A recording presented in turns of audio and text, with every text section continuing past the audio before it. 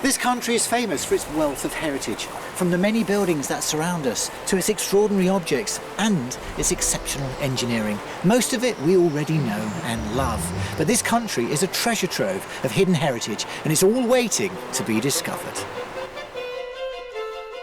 In this series, we've been travelling up and down the nation, looking for undiscovered treasures and forgotten places that tell us so much about our rich and astonishing history.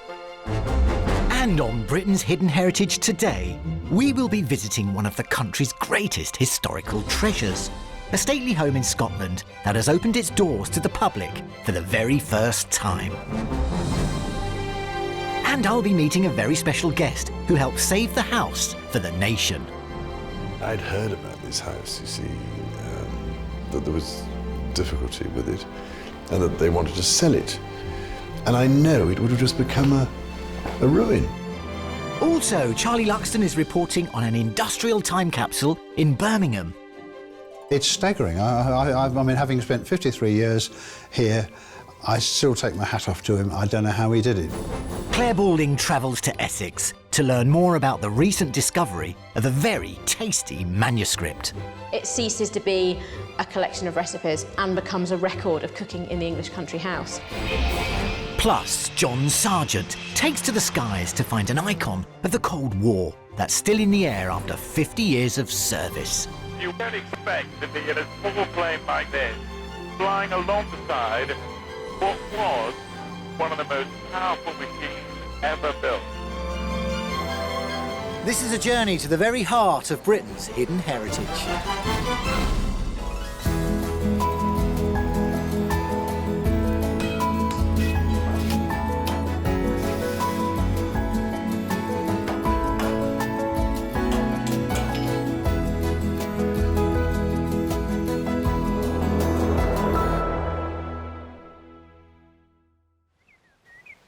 Sitting over the River Lugar in East Ayrshire, this picturesque Georgian bridge gives you an indication that somewhere along this unassuming cart track, you're going to find something simply magical and quite special. But even this chocolate box location cannot prepare you for what you're about to discover, and what can only be described as one of Britain's most remarkable heritage secrets, Dumfries House.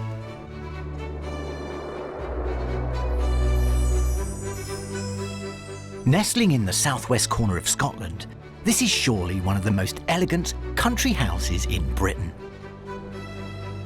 Built 250 years ago by the 5th Earl of Dumfries, it spent much of its life frozen in time, untouched and often unlived in. A privately owned and very grand second home. That is until recently, when it came up for sale and became the subject of a frantic bid to keep it for the nation. A bid that was thankfully successful, because what makes this place really unique is the fact that it still has nearly all of its original contents. And when you take a look inside, you realise how important this heritage success story really is. Now, walking into Dumfries House today is quite a strange experience. Unlike many other such country seats that have been remodelled, redecorated and refurnished over the years, very little has taken place here. Now, I've just come in through the side door, the servants' entrance, and if I was to bump into the 5th Earl today, he would notice exactly the same furnishings that he originally purchased for this place back in the 18th century, and it's still where he left it. And so influential was the 5th Earl's taste and wishes that over the centuries, subsequent residents have hardly dared move or replace the contents. Even some of the original carpets are still on the floor.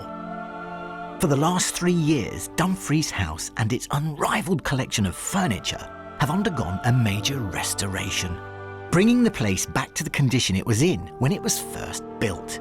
Because after 250 years, as a sleeping beauty, it has just started opening its doors to the public. In fact, the whole house has a wonderful feel about it, and for me, well, it feels like I've just personally stepped into an atmospheric photograph that's been immortalised. It's quite incredible. Every day at 7 a.m, with an almost military precision, the housekeeping team set to work keeping Dumfries House spick and span.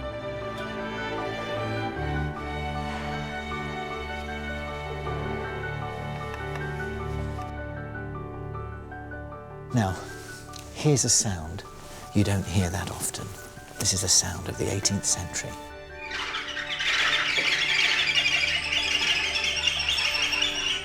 The whole house would have woken up to this sound. But the immaculate condition of the interiors is more than just the result of a daily cleaning routine. How has the house managed to stay in such good condition over the last 250 years? The house was built for William Crichton Dalrymple, the 5th Earl of Dumfries, a great military man himself, widowed in 1755, and lavishly furnished Dumfries House, plain and simply to lure another lady here to the estate. Sadly, he died in 1768. The house was then later passed on to his nephew, Patrick the 6th Earl of Dumfries, who lived at Dumfries House for a further 35 years. Yeah. I have to But say. it really didn't have an awful lot of wear and tear, basically. Not at all. No, not at all. Not daily use. No, in the part of the 19th century, the early part, the house was entrusted to 311 servants under the direct charge of a very formidable housekeeper. Right. And a fire was to be lit in every room during the winter months, and the windows were opened in every fair day. Mary, what we're going to do now is we're going to set this table, and first of all we're going to place the pan in the centre. Just get it really bang in the middle. Okay. That's pretty good, in line with the chandelier, yes? Okay. Ever so slightly towards you. Me? Just, yes. That's For it. much of its Okay. history, the skeleton staff of Dumfries House kept the place in constant readiness for the return of a family. But as it turned out, it was rarely actually lived in, although to this very day the staff have been regimental about the daily maintenance of this 18th century time capsule, going to painstaking efforts to preserve its priceless contents. Well, the whole house is coming to life. The smell of fresh flowers in the reception area. Everybody knows what they have to do, and they do it with pride and passion.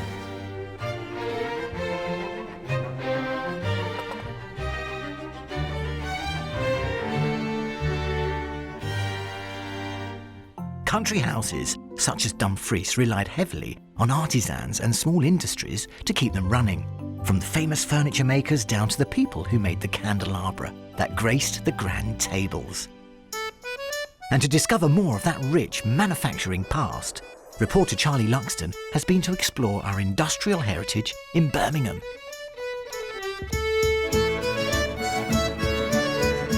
I've come to the old cobbled lanes of Birmingham's jewellery quarter in search of an incredible piece of our history. In the 19th century, Birmingham was known as the workshop of the world, and these now forgotten back streets were running with gold. With over 20,000 men and women employed in the streets and alleys around here, it must have been a very vital, exciting place to be. Buildings teeming with life, smoke bellowing from chimneys, horses and carts everywhere, the pounding of machinery. Looking around these streets today, you might think that nothing remains of that world. But you'd be quite wrong, because behind this unremarkable Victorian exterior lies a hidden world, suspended in time.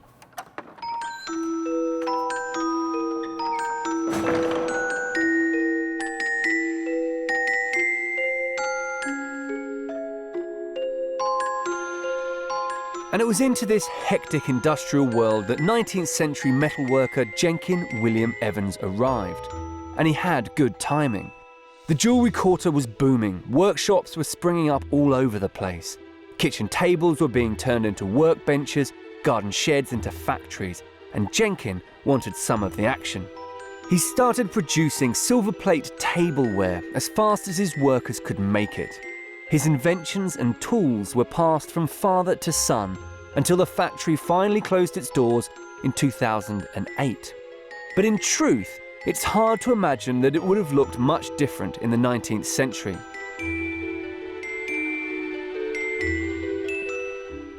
I've come to meet Jenkin Evans's grandson Tony, who also spent his entire working life in this extraordinary place. So what exactly did you make here? We made items for a high-quality table, things like sauce boats, sugar casters, candlesticks, candelabra. All of that posh stuff you'd have on a lovely, lovely dinner service. The business was in its heyday in Edwardian times. Is this what I'm seeing, this stuff behind you here? Yes, we've got a decanter label here. This one is made in copper. This is a copy of one which produced probably around about 1830. So this is the kind of thing I would see in my grandparents. You'd have a nice chain around that, hanging around the neck of a cut glass decanter. Yes. And if it was silver, of course, you'd have a better hallmark as well. So why does the factory look the way it does? I mean, why are there just thousands of tools everywhere? Because my grandfather was producing about one new design a day. Year on year on year. Was that unusual? Because, I mean, that seems like an incredibly prolific output. It's staggering. I mean, having spent 53 years here, I still take my hat off to him. I don't know how he did it. I feel as if I've been transported back in time. I can sense the past and vividly picture the world these people lived in. The factory's made up of adjoining terraced houses that Jenkin Evans bought and converted as the jewellery business expanded. It was in these houses that Jenkin Evans and his family lived as well as worked. Even his children were born here above the shop floor. There's no doubt that Jenkin was an extraordinary man, and it's now my chance to turn the clock back and see his machines come back to life. Barry Abbott's learned his trade here at J.W. Evans. He's agreed to come back for the day and show me how to make a bit of traditional tableware. And so what are we going to make today? Today we're making wine labels. OK, so what's the start of that process? Well, basically we've got to get the blank. Yep. This has already been set up. OK. So we're going to make some blanks. Yep. So we can stamp them. So this is the first, this is the raw, this is our raw material. And what's this, what is this? This is nickel silver. Nickel silver? How many of those do we need? If we do about 3. OK. That should be enough.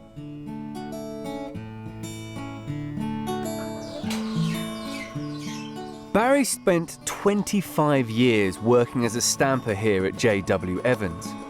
The real skill, he says, is setting these great hammers just right, so when they crash into the precious metal, the connection with the carefully carved image on the die is true. Now I'm just going to make sure the hammer's all right. And so that's so easy because that belt is being lifted by this wheel. That's right, yeah. That feels like it weighs a couple of kilos, but I mean, how much does that weigh? I would say about 250 kilos. Really? Yeah. But from the top to the bottom, when it's the blow, it's about 2 ton. So that's just had 2 ton of pressure banging onto it. So is this the last stage of the process? Yeah, this is the last part I would do. This is what we're going to do now. We're going to clip it. OK. We're going to take all the scrap away. So what we do, we put it into the tool. And there you are. Well, what we've got to do to it now, it's got to be pierced, then it's got to be polished, then it's got to be plated, and obviously put the chain on, and that's finished. And then it can go and hang in somebody's front room? Yeah. Must take you back to being a young man. Yeah. Well, thanks, Oliver. Do you mind if I keep that as a souvenir? No, by all means. That's very kind. Yeah, right. That's really interesting. Thank you very much. Thank you. Barry represents the past for J.W. Evans, but the future of this extraordinary place is now being conserved with just as much love and attention as he put into the silver work that he made, because English Heritage are undertaking a restoration project here that's groundbreaking. Restoration expert Alex Carrington has been working here for months. Her aim is to capture the building at the moment the machines fell silent. So when English Heritage open the doors once more, people will get a true picture of what life was really like at J.W. Evans. There's a certain amount of first aid work required, which in some cases is all the minimum you need to do, and in other places decisions have to be made, how far to go. What you keep, what you get rid of. Because you're preserving a moment in time, and it's almost as if somebody has left, they've just put their tools down and gone, you would lose that charm where things live, you disturb the dust, because a lot of the dust and dirt is being kept here.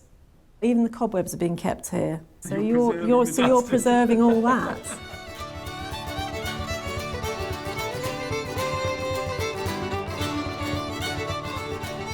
So much of our industrial heritage is gone, and it's easy to understand why. Industry is all about progress, evolving, moving forward. And that is what makes this place so special and unique. It really is the most amazing little time capsule that allows you to travel back 100 years to visit a world that's been lost forever.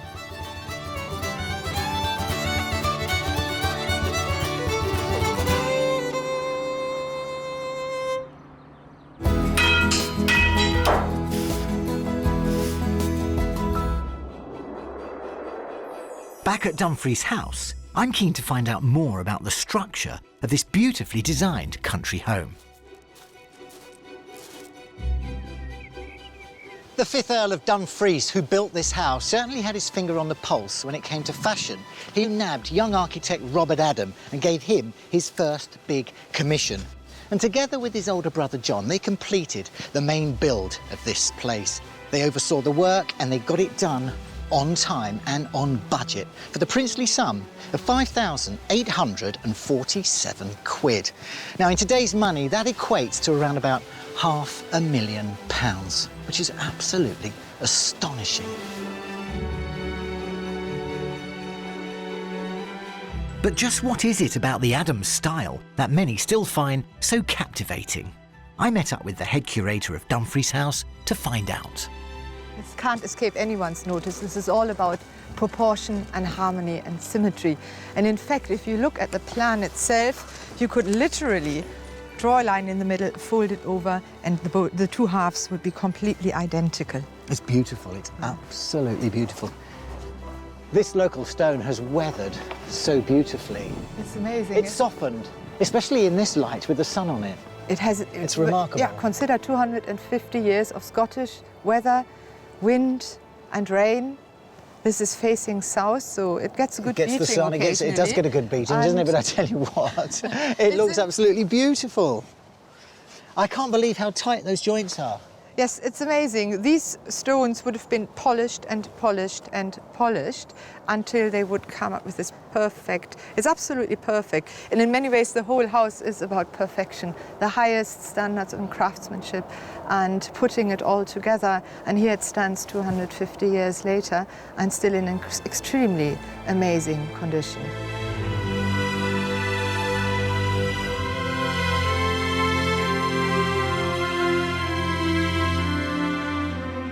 Dumfries House itself may look almost exactly as it did when first finished, but restoration work on the estate is a never-ending challenge.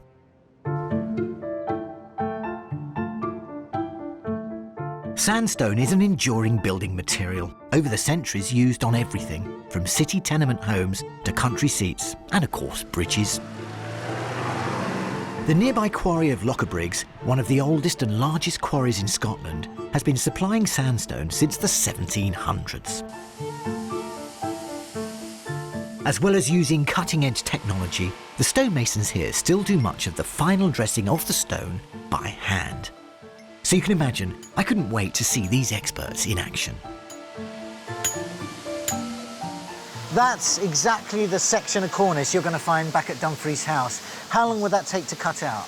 That there, to do with the traditional methods, you're talking 3 hours.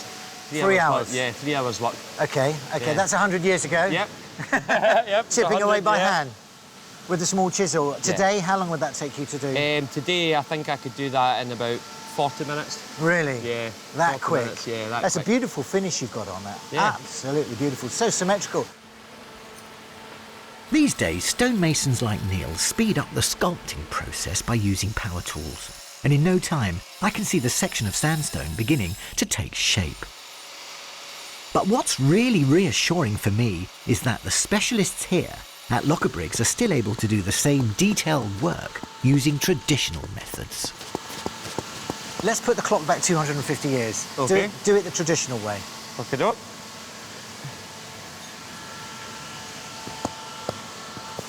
Anyway, it's like working with a piece of wood. You follow the grain so it doesn't split along. Yeah, it's much the same. Yeah, it's much the same. Is this a skill that's dying out? Yes, it is, I'm afraid. Well, if you think of the amount of people that work here today, we have 3 stonemasons on site, and there used to be say out of 250 would be stonemasons. Can I have a little go? Yeah, of course you can.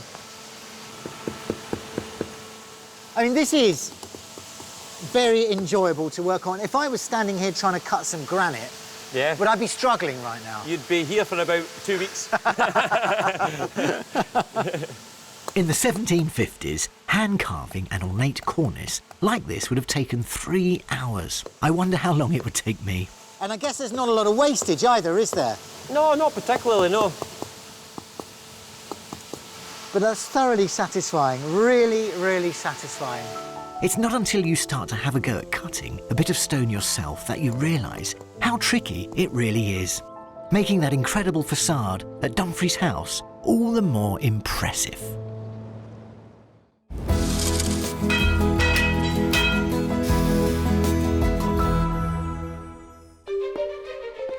Still to come on Britain's Hidden Heritage, I'll be taking a closer look at Dumfries House's unrivalled collection of furniture, including what is thought to be the most valuable bookcase in the world. The Prince of Wales tells us why it was so important to save this house for the nation. There are so few houses left now which have their original furniture, everything designed for that house. And John Sargent fulfills a boyhood fantasy as he takes to the skies to get close to a Cold War icon. When I was a kid dreaming about Vulcans and being a Vulcan pilot, and here we are in this cramped space. It's a childhood dream come true. But first, Claire Balding is off to Essex to investigate a culinary discovery that takes us back 130 years. This is Audley End in Essex. It's one of the UK's finest country houses and a monument to Jacobean magnificence. It has over 120,000 visitors a year. But what none of them have ever seen is a piece of hidden social history that's come to light in the most extraordinary way.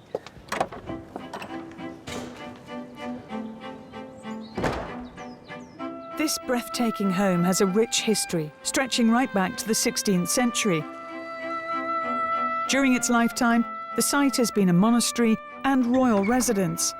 But the discovery I'm here to learn about relates to the 1880s, when Audley End was lived in by the 5th Baron Braybrook and his clan.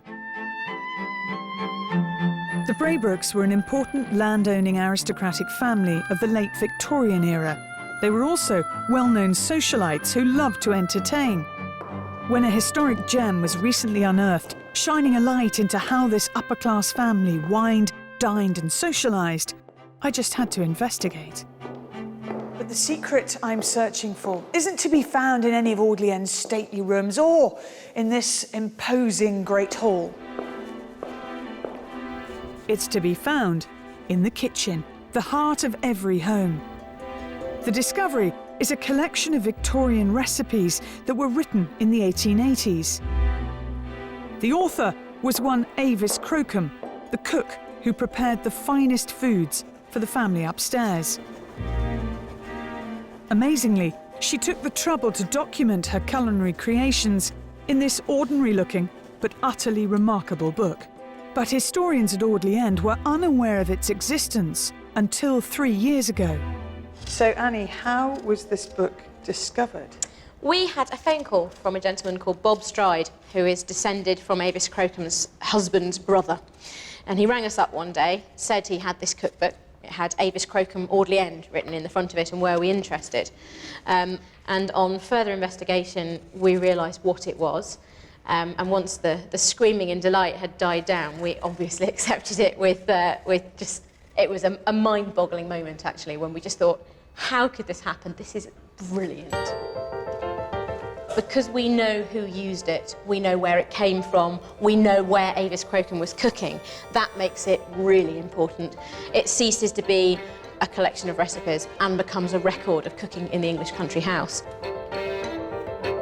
This handwritten leather-bound manuscript was brought in 2008, contained within it nearly 150 examples of the dishes created by Avis for the Braybrooks' many banquets.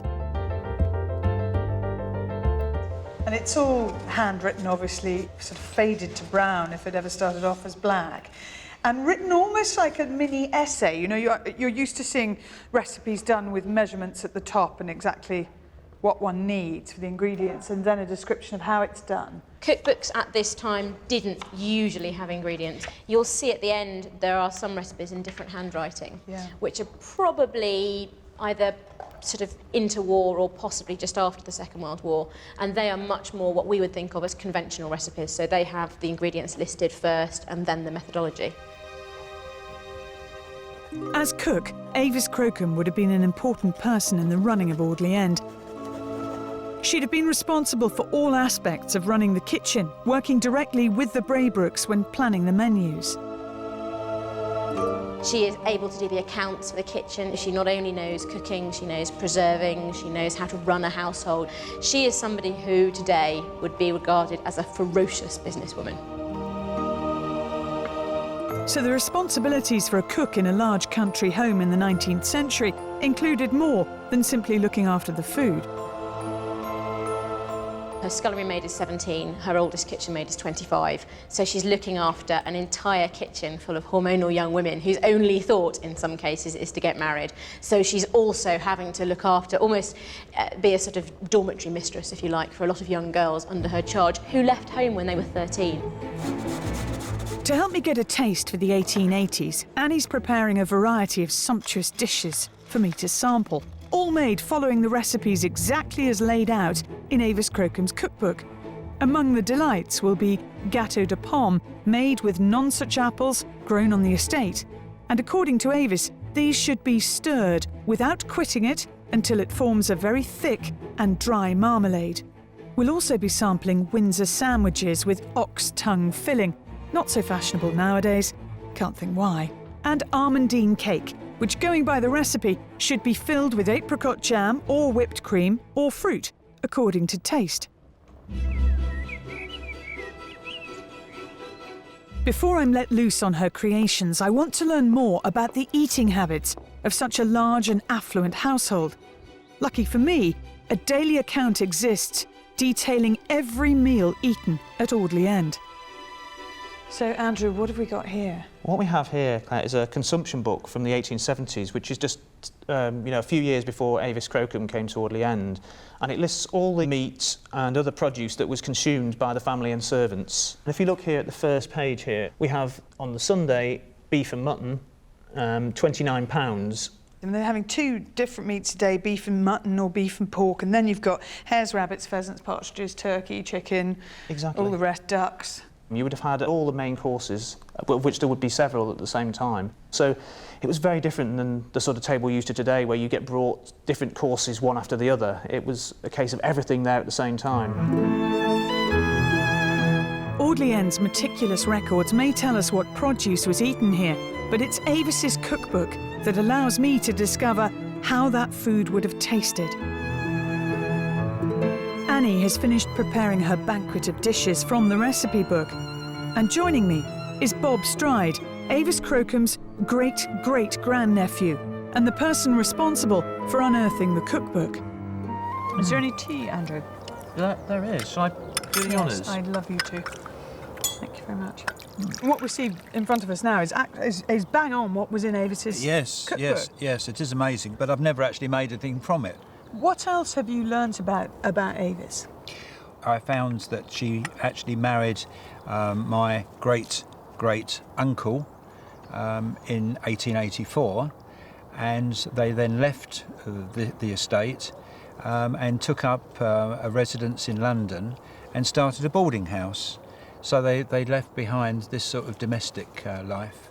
And the other thing that strikes me about the book, Bob, is there's something that may not have made much of you taking it to auction, didn't have any monetary value, but put it here in the place where it should be, create the food that Avis was creating, and you have something that is real history. And this is living history. This is indeed. authentic, tangible, Yes, I agree, yes. And I must admit, we were very overwhelmed by the reception that we had for it right from the start.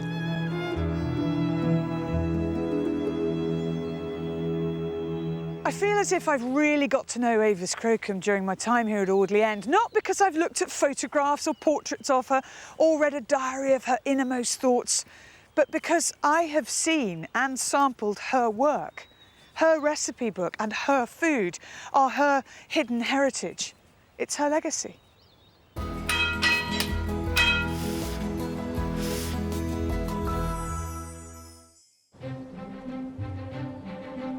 Returning to Dumfries House, my tour of what must be one of Britain's greatest heritage secrets continues. Walking around the building, it's impossible not to get swept away by the sheer quantity and quality of the opulent interior decor.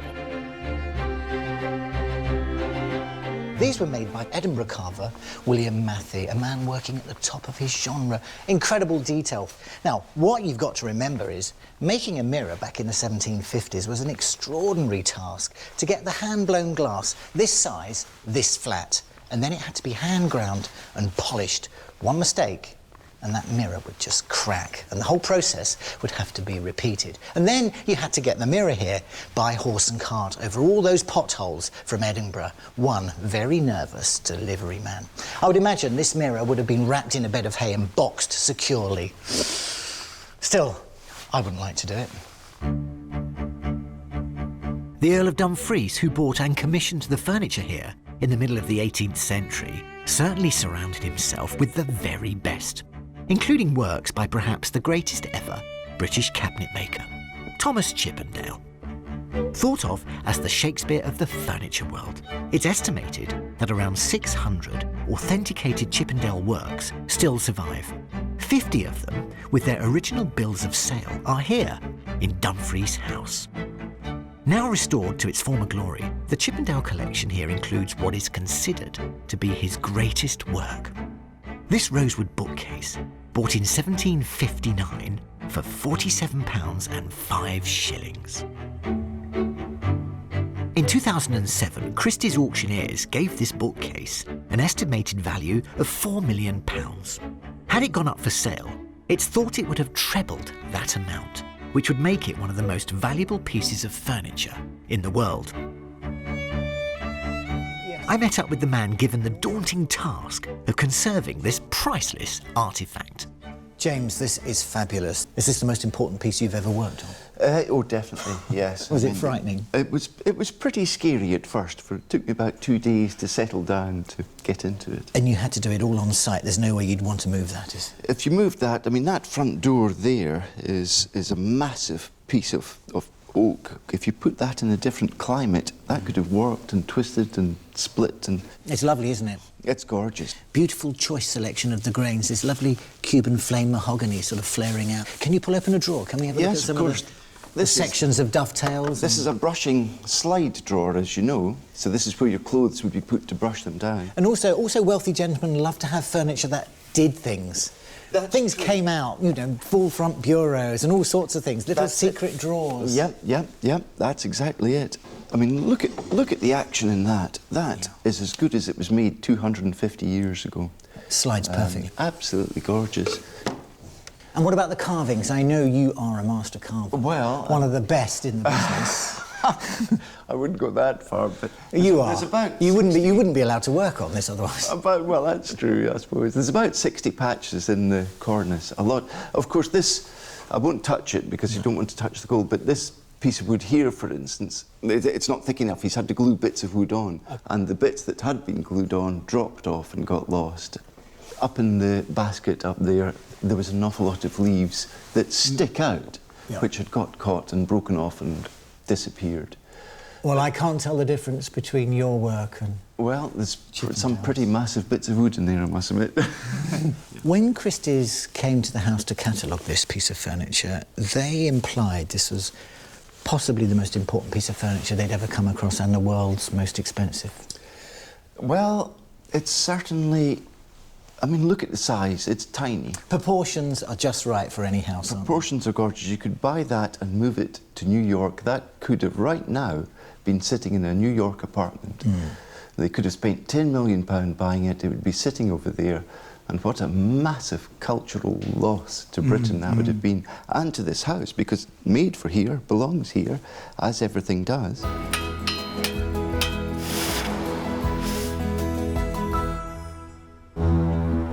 Now on Britain's Hidden Heritage, former political correspondent John Sargent reveals his personal passion for an iconic aeroplane that dates back to the Cold War.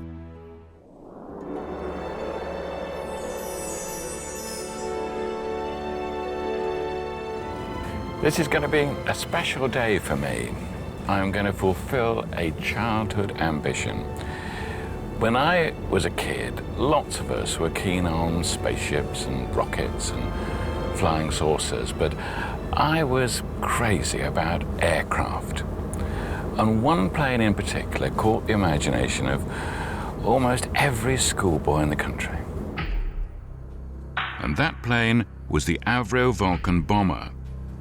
This Vulcan, the XH558, is the only one in the world that's still capable of flying. I'm going to be allowed to take to the skies to fly with the Vulcan.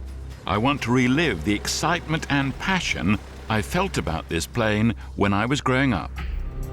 I'll be helped by a brilliant volunteer team who formed a charitable trust to save the plane and get it back into the air.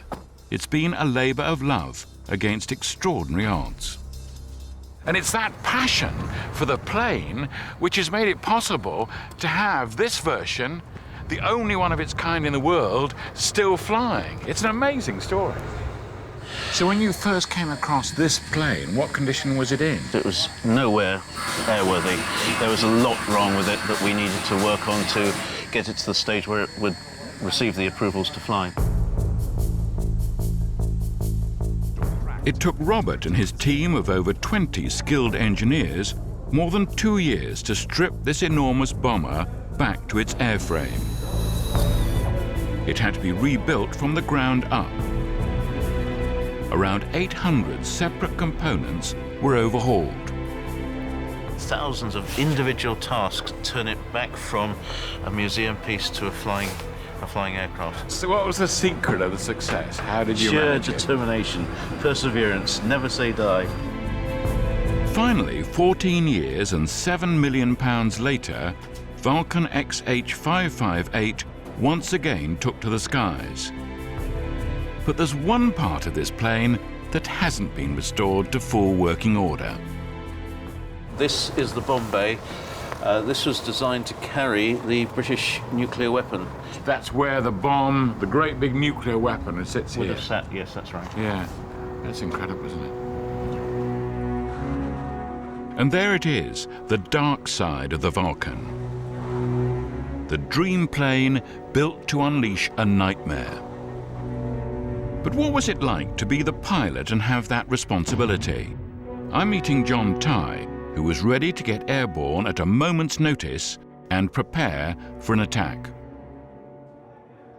We would get the tannoy message, and the tannoy message would say, "Attention, attention, this is the bomber controller for one group only, readiness state 1-5.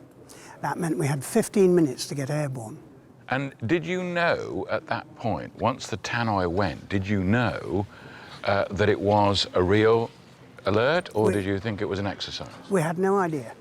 So every time that the tannoy went, it could have been for real.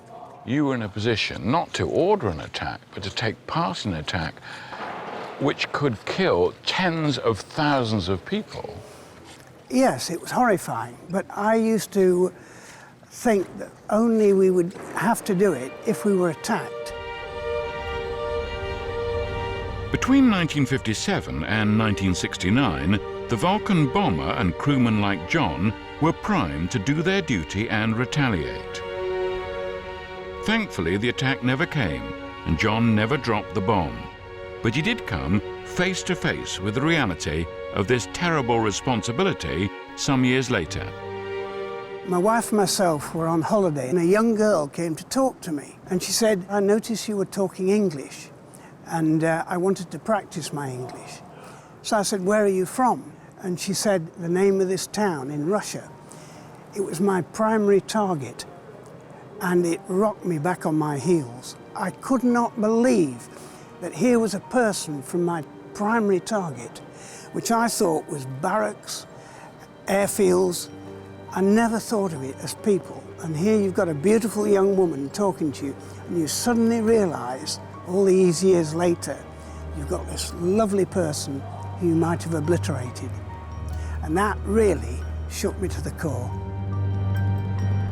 In 1969, the RAF handed over responsibility for the nuclear deterrent to the Navy's Polaris submarines. The Vulcan's service life was coming to an end, and in 1993, the last one was sold off. But now the Vulcan's back. I'm keen to get flying, but I can't resist the chance to look inside to see the heart of the beast. This would not have been allowed in the 1950s. When I was a kid dreaming about Vulcans and being a Vulcan pilot, and here we are in this cramped space. It's just, yes, it's what it should be. It's difficult, it's complicated, it is. It's just, it's a childhood dream come true. Finally, the moment has come. I never thought this would happen. Parachute on. I'm going to fly wing to wing with the plane of my dreams. It's going to be a tremendous trip.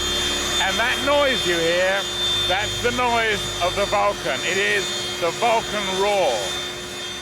In a small plane, up close and personal, I'm going to see aviation history played out in the skies. We're right over the Vulcan now, and we can see it on the runway. Blade 5, happy for you to slam as required. It is about to take off.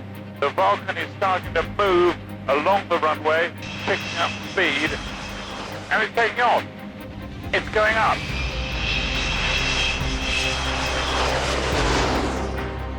What a sight. What a wonderful sight it is. It's already starting to pull away. Vulcan, you are one noisy bird, but it's very beautiful. Contact Doncaster radar 126. Oh, that is amazing, and we're right ahead of the Vulcan, and we're seeing it. Oh, that is a wonderful sight. I know it's a cliche, but it is like a great big bird. This is one of the most amazing and most extraordinary aircraft in the world. It's an emotional moment in ordinary life. How would you ever see a plane like this? What a sight. Oh dear, look at that. Oh, that looks terrific.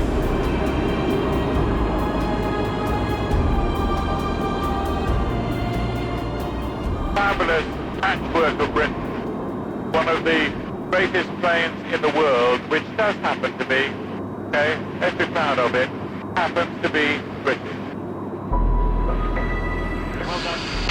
And off she goes. Off she goes. Wow, look at that. Now she's showing a real speed. And we can see the Vulcan just roaring away from us, right up into the sky.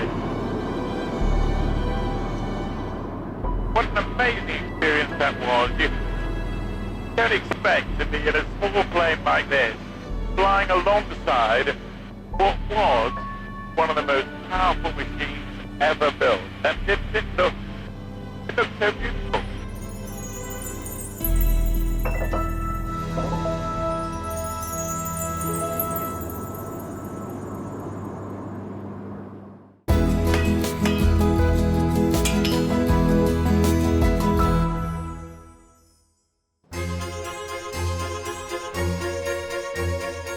Dumfries House in Ayrshire is a unique time capsule, a home and all its interiors left intact, exactly how it was first imagined in the 1750s. But in 2007, its future hung in the balance. Its then owner, the Marquis of Bute, decided to put his time and money into his other ancestral home and put Dumfries House up for sale. This piece of Britain's hidden heritage was about to be lost until, that is, a very important benefactor stepped in.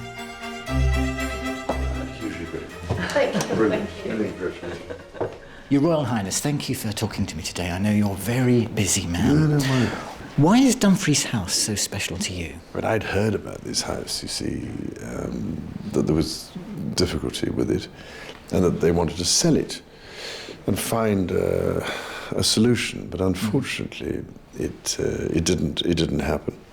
And I remember trying 4 years before it actually came up for sale as a problem. I tried to find a way of seeing if we could help sort it out or find somebody who might help, a sponsor, a donor, whatever, but it was just such an enormous task. Prince Charles personally secured a £20 million loan that was still needed towards the £45 million required to purchase the estate, including the house and its contents. It was a race against time with just minutes to spare before the seller's deadline expired. Had the Prince not stepped in, it would have been a very different story. And the reason why I wanted to do something about it was because the house is so unique with its contents. There are so few houses left now which have their original furniture, everything designed for that house.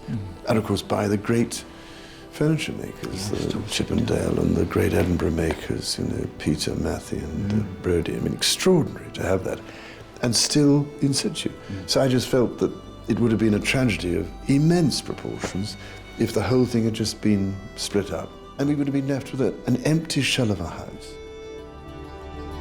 And I know it would have just become a ruin.